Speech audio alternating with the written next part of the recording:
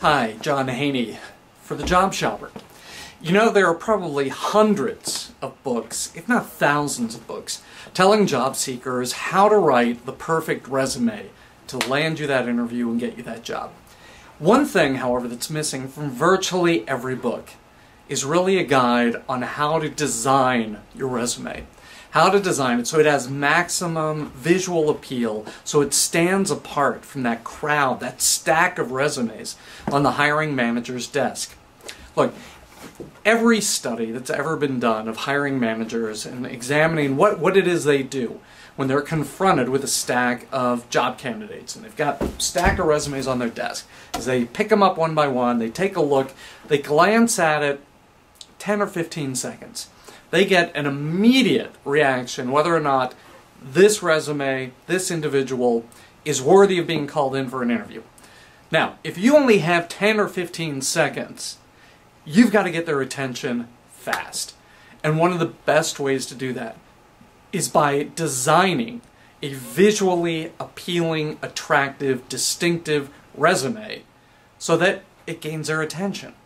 One of the easiest ways to make your resume stand apart from the stack of resumes on the desk is to incorporate color in your resume. Not a lot of bold, flashy color, but subtle, distinctive elements of color that make your resume stand out visually and make it pop in that stack of resumes on the desk. For our job search candidate, Tim Kren, we incorporated two colors, a medium blue and an ice blue. And we intersperse those colors throughout the resume. You know, every time there was a date of employment, those dates were in ice blue. Every headline off to the left that described his experience, his education, his work interest, his associations, those are in dark blue. So there wasn't a lot of color.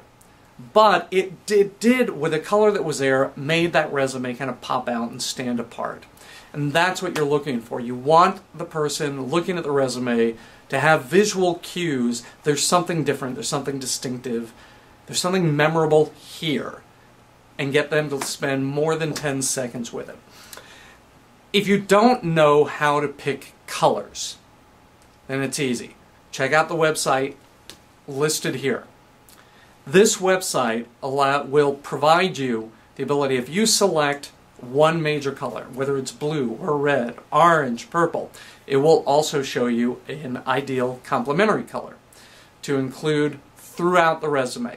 Use color sparingly, but use it because it does make your resume stand out.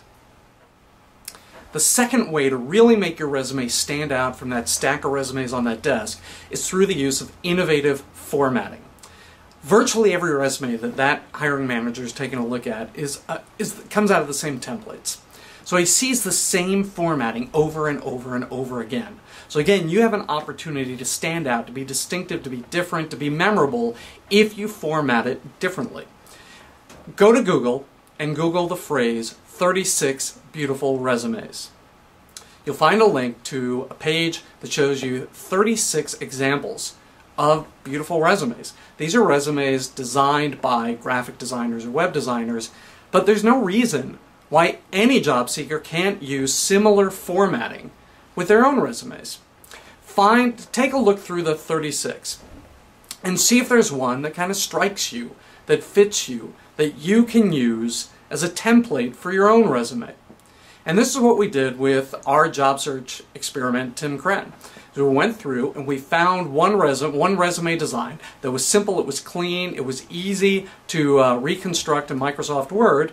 We took that, we incorporated the similar colors, we changed some fonts, we changed some small elements, but what we ended up with was a visual design that was distinctive, it was different, and it popped out of a crowd, out of a stack of resumes.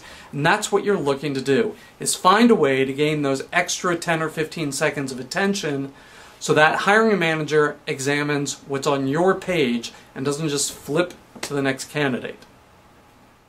The third way to separate your resume from that stack of resume on the hiring manager's desk is through the use of fonts.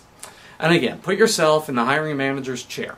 They're taking a look through that stack of resumes on their desk, and they're seeing the same fonts over and over and over.